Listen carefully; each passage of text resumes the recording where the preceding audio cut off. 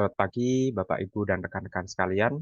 Perkenalkan, nama saya Christopher Sresi Saksono. Saya merupakan mahasiswa MMUGM dari Konsentrasi Human Resource and Organization.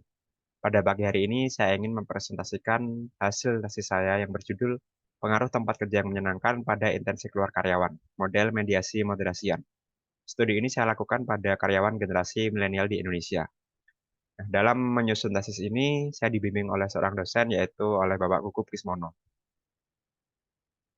Kemudian, apa yang sekiranya mendasari saya melakukan penelitian ini begitu ya. Jadi menurut saya generasi milenial ini masih sangat menarik menarik ya, terutama dalam tenaga kerja di Indonesia begitu, karena berdasarkan data BPS ini tenaga kerja di Indonesia tuh masih didominasi oleh milenial.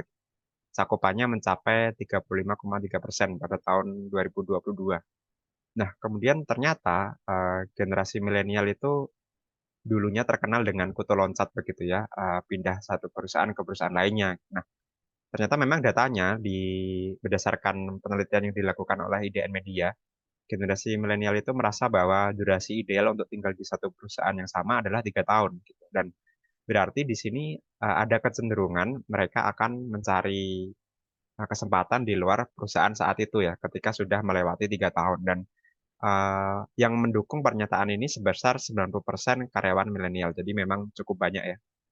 Nah, lalu dari kondisi ini kira-kira apa yang bisa dilakukan perusahaan untuk meretensi karyawannya gitu, untuk mempertahankan karyawan milenialnya di Indonesia begitu ya. Nah, ternyata, memang gaji itu masih menjadi komponen terpenting dalam mencari kerja. Jadi, ada kemungkinan karyawan milenial itu masih tertarik dengan gaji yang tinggi, sedangkan tidak semua perusahaan tentunya bisa menawarkan gaji yang melimpah begitu ya.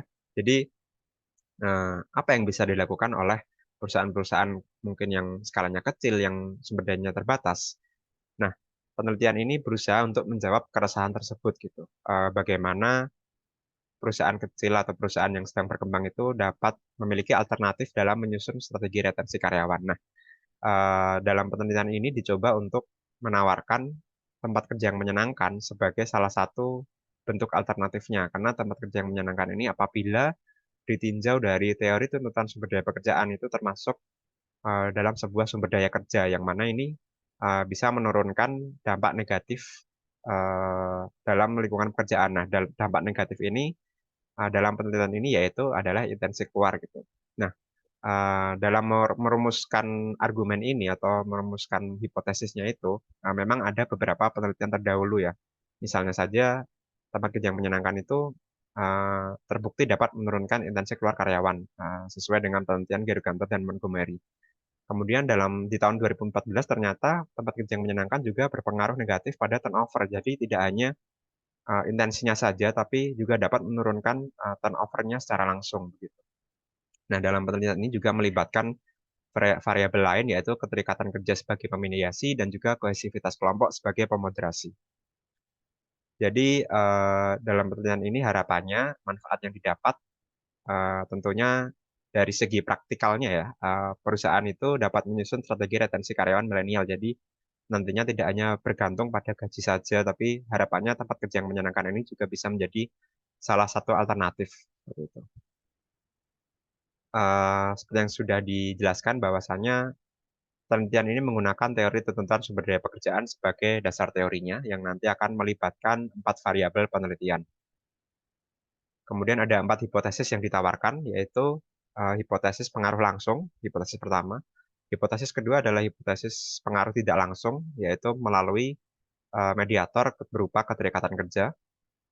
Kemudian hipotesis ketiga adalah, pengaruh, kohesivitas kelompok apakah bisa memoderasi ya, hubungan, antara tempat kerja yang menyenangkan pada keterikatan kerja. Dan hipotesis keempat adalah kita juga melihat adanya, hipotesis simultan. Jadi melihat apakah, kohesivitas kelompok ini bisa memoderasi hubungan tidak langsung tadi. Jadi model penelitiannya seperti ini, seperti berdasarkan hipotesis yang sudah saya jelaskan sebelumnya. Kemudian untuk mendapatkan data, saya menggunakan kuesioner gitu ya, melalui Google Form. Sampelnya adalah karyawan generasi milenial, kemudian sudah bekerja selama 1 tahun, dan bekerja di dalam sebuah tim atau kelompok. Yang mana ini nanti ada 4 jenis instrumen, dan juga dilakukan uji instrumen dan tentunya uji hipotesis. Responden yang dianalisis jumlah 400, yang mana persebarannya masih terpusat di Pulau Jawa ya, walaupun sudah cukup tersebar. Untuk top 3-nya ada dari Jawa Timur, Jakarta, dan Jawa Tengah.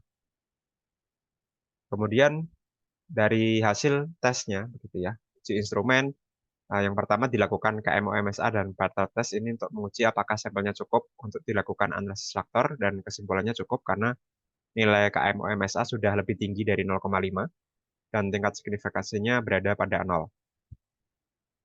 Kemudian untuk validitas konvergen dinyatakan valid karena loading faktor lebih dari 0,6 dan AV lebih dari 0,5. Validitas diskriminan juga dinyatakan valid karena nilai loading item dan nilai akar kuadrat AV lebih tinggi dari konstruk lainnya. Kemudian dari uji reliabilitas juga dinyatakan reliable ya, karena kontrak alfanya 0,7, composite reliability juga lebih dari 0,7. Dan di penelitian ini tidak ada common method bias dan multikolinearitas, karena nilai VIF-nya kurang dari 3,3. Sehingga dari uji instrumen ini tidak ada item yang digugurkan, karena semuanya sesuai dengan syarat. Dari statistik deskriptif, kita dapat lihat bahwasannya rata-rata tertingginya terdapat pada variabel tempat kerja yang menyenangkan. Kemudian rata-rata terendah ditemukan pada intensi keluar. Nah, standar deviasinya sendiri ini setiap variabelnya rendah ya, jadi memang tidak terlalu tersebar datanya. Untuk uji hipotesisnya, dari hipotesis 1 hingga hipotesis 4 semua diterima. Di sini saya menggunakan proses ya, model Hayes model. Jadi ada 4 proses atau 4 fungsi proses di SPSS, model 1, model 4, dan model 7, dan semuanya diterima. Dari sini yang perlu dilihat adalah yang pertama adalah koefisien efeknya, apakah negatif atau positif. Kalau negatif itu berarti dia berbanding terbalik atau hubungannya negatif. Kalau positif berarti berbanding lurus. Nah, kemudian p-value-nya harus di bawah 0,05. Dan nilai LLCI dan ULCI-nya rentangnya itu tidak melalui 0. Jadi ketika syarat-syarat tersebut dicapai, maka hipotesisnya signifikan. Nah, dari penelitian ini, dari hipotesis pertama hingga hipotesis keempat, semuanya signifikan. Kemudian untuk nilai efeknya juga sesuai dengan yang diusulkan. Jadi misalnya ketika diusulkan hubungannya itu negatif, maka efeknya ini benar negatif. Dan ketika diusulkan hubungannya positif, maka koefisiennya positif. Sehingga kesimpulannya adalah seluruh hipotesis diterima dan signifikan. Kita masuk ke pembahasan yang pertama, tempat kerja yang menyenangkan berpengaruh negatif pada intensi keluar. Jadi temuan ini mendukung beberapa penelitian sebelumnya ya. Jadi misalnya dari penelitian Gergata dan Montgomery, kemudian dari penelitian Chan dan Mark juga, memang tempat kerja yang menyenangkan itu terbukti memiliki dampak positif ya. Nah, dalam hal ini dampak positifnya adalah intensi keluar yang menurun seperti itu. Kemudian dari temuannya, ternyata responden dengan durasi bekerja 1-3 tahun, atau berarti karyawan yang masih baru ya, itu rata-rata variabel tempat kerja yang menyenangkannya tertinggi. Jadi mungkin mereka lebih merasa bahwa tempat kerjanya menyenangkan ya.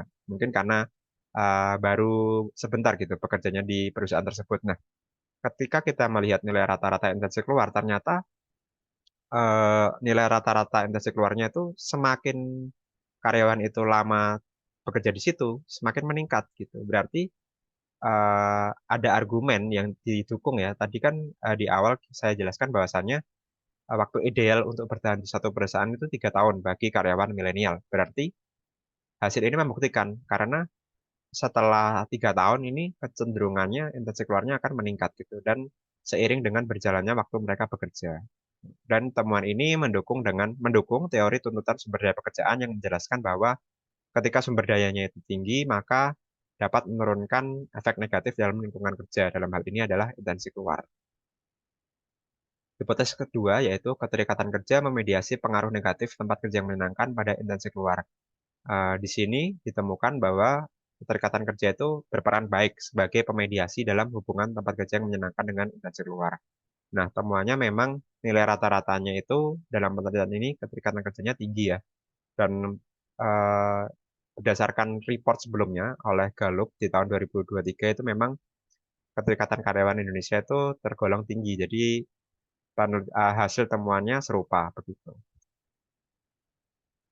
Hipotesis ketiga berbunyi kohesivitas kelompok memoderasi pengaruh positif tempat kerja yang menyenangkan pada keterikatan kerja. Nah, ini juga terdukung ya, seperti yang kita lihat dalam grafik berikut bahwasannya ketika kohesivitas kelompok ini tinggi, maka dampak tempat kerja yang menyenangkan terhadap keterikatan kerja itu lebih baik ya, atau lebih positif dibandingkan kelompok karyawan dengan kohesivitas kelompok yang rendah. Sehingga memang temuan ini juga mendukung penelitian terdahulu ya, karena seperti yang disebutkan oleh Reis et al. Di tahun 2017, ketika ada aktivitas menyenangkan yang dilakukan secara bersama-sama itu dampaknya lebih baik ya, atau lebih besar ketika dibandingkan dengan ketika aktivitas tersebut hanya dilakukan sendiri.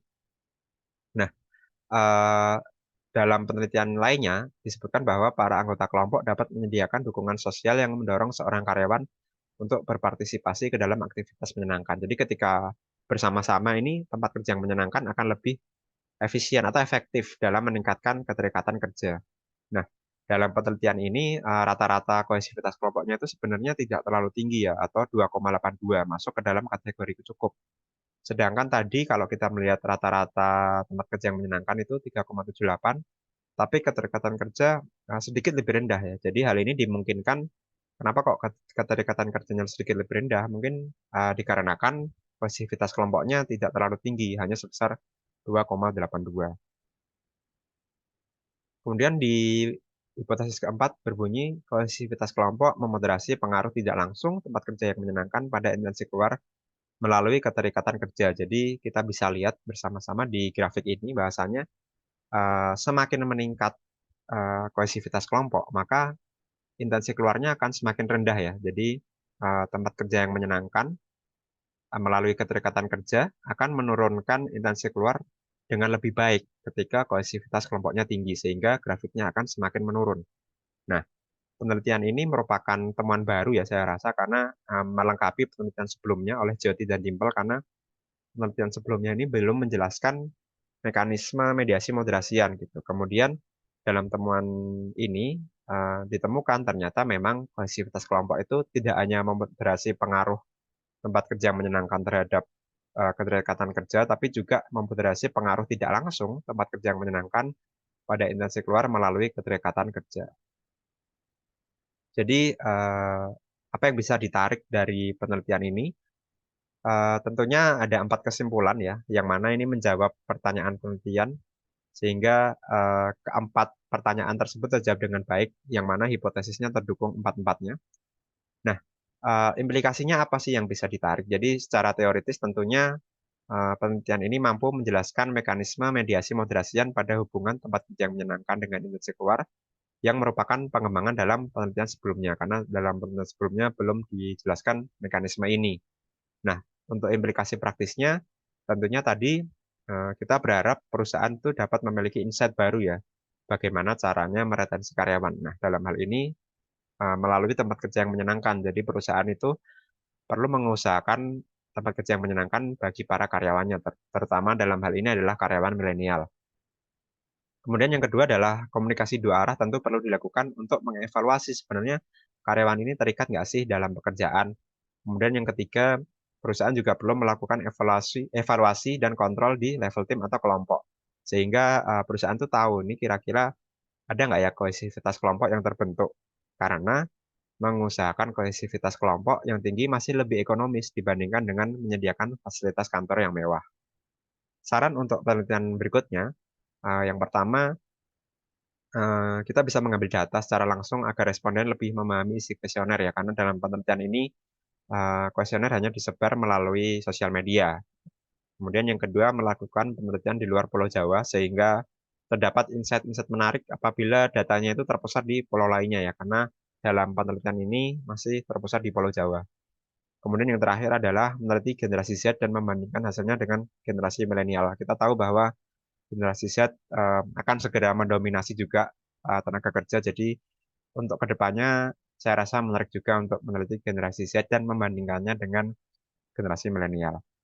Sekian presentasi dari tesis saya. Terima kasih. Selamat pagi.